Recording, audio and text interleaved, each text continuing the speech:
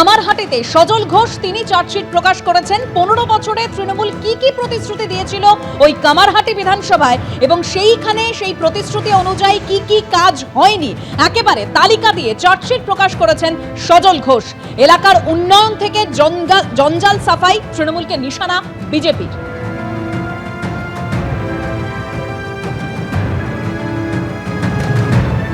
তৃণমূল ব্যর্থতার অর্থাৎ তৃণমূলের ব্যর্থতার খতিয়ান দিয়ে চার্জশিট দাবি করছে বিজেপি। 15 বছরে কি কি প্রতিশ্রুতি দিয়েছিল তৃণমূল আর কামারহাটি বিধানসভায় সেই প্রতিশ্রুতি অনুযায়ী কি কি কাজ হয়নি তালিকা দিয়ে চার্জশিট প্রকাশ সজল ঘোষের। কামারহাটি পুরসভার 8 নম্বর ওয়ার্ড বেলঘরিয়া নওদাপাড়া এলাকায় এখানে এই মুহূর্তে বিজেপি নেতা সজল ঘোষ এসেছেন এবং তিনি এসেছিলেন যে কামারহাটি বিধানসভা এলাকায় যে গত কয়েক বছরে যে শাসক দলের নানা দুর্নীতি সেটা চার্জশিটের আকারে তিনি প্রকাশ করার জন্য, কিন্তু তিনি রাস্তার পাশে জঞ্জাল জড়ো হয়ে যা থেকে অবাক হয়ে যান এবং সমস্ত নেতাকর্মীদের নিয়ে তিনি এখন এখানে এসেছেন। কলকাতা উত্তর শহরতলি সাংগঠনিক জেলা বিজেপির সভাপতি চণ্ডীচরণ রায় এবং সবাইকে সঙ্গে নিয়ে এই মুহূর্তে বিজেপি নেতা তিনি সরেজমিনে দেখালেন যে রাস্তার পাশে বহুতল আর বহুতলের পাশেই জড়ো হয়ে রয়েছে জঞ্জাল, আর এতে সাধারণ মানুষের যথেষ্ট সমস্যা। আর কেননা শাসক দল এখানে যে কোনো কাজ করে না তার জন্য তিনি এসেছিলেন চার্জশিট পেশ করতে, কিন্তু স্বচক্ষে দেখে গেলেন যে এখানে পুরো পরিষেবার ন্যূনতম কিছু নেই। ক্যামেরায় দিব্যেন্দু সিংহর সঙ্গে সমীরণ পাল, এবিপি আনন্দ, উত্তর 24 পরগনা। তৃণমূলের ব্যর্থতার খতিয়ান তুলে ধরে এই চার্জশিট প্রকাশ করা হয়েছে এরকমই বিজেপির তরফে দাবি করা হচ্ছে। কামারহাটি বিধানসভায় সজল ঘোষ তিনি যে চার্জশিট প্রকাশ করেছেন, 15 বছরে কি কি প্রতিশ্রুতি দিয়েছিল তৃণমূল আর কামারহাটি বিধানসভায় সেই প্রতিশ্রুতি অনুযায়ী কি কি কাজ হয়নি এই মর্মেই চার্জশিট প্রকাশ করা হয়েছে। এলাকার উন্নয়ন থেকে জঞ্জাল সাফাই, তৃণমূলকে এইভাবেই নিশানা করেছে বিজেপি।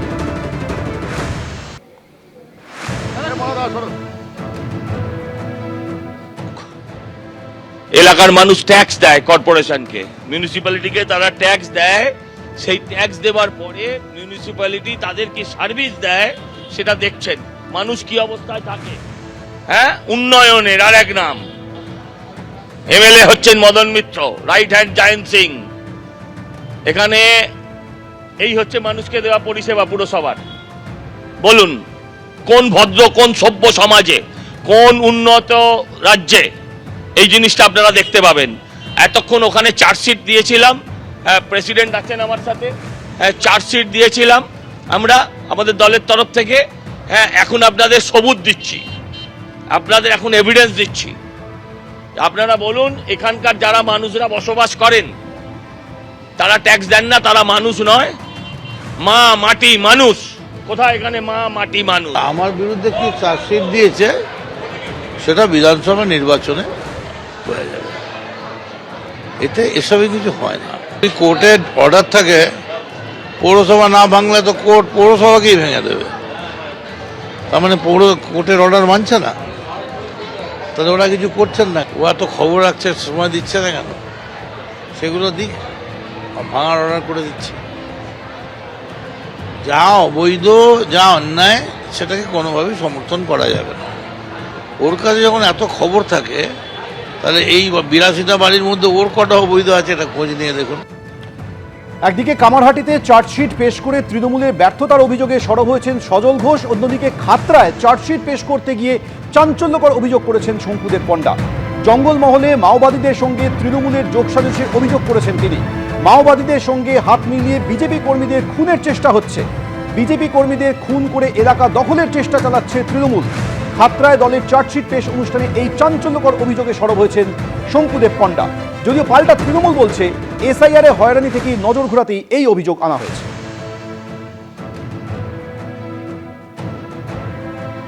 জঙ্গল মহলের একাধিক অংশে মাওবাদীদের সাথে হাত মিলিয়ে এরা সরাসরি আমাদেরকে কর্মীদেরকে খুন করবার ষড়যন্ত্র করে এলাকা দখল করবার চেষ্টা করছে।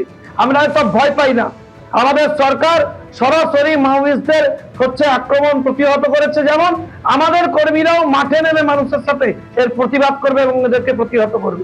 অভিযোগগুলো করছে সেগুলো সম্পূর্ণ ভিত্তিহীন এসআইআর নিয়ে গোটা পশ্চিমবাংলা জুড়ে বিজেপি যে সাধারণ মানুষকে হ্যারাসমেন্ট করেছেন, এটার থেকে দৃষ্টি এড়াবার জন্য এইরকম বিভ্রান্তিমূলক বক্তব্য তারা রাখছে। এই রকম ধারণাগুলো তারা রেখেছে এবং মানুষের মধ্যে এই বিভ্রান্তিগুলো ছড়াবার চেষ্টা করছে। গুন্ডার রাজনীতি বিজেপি করে, তৃণমূল কংগ্রেস করে না।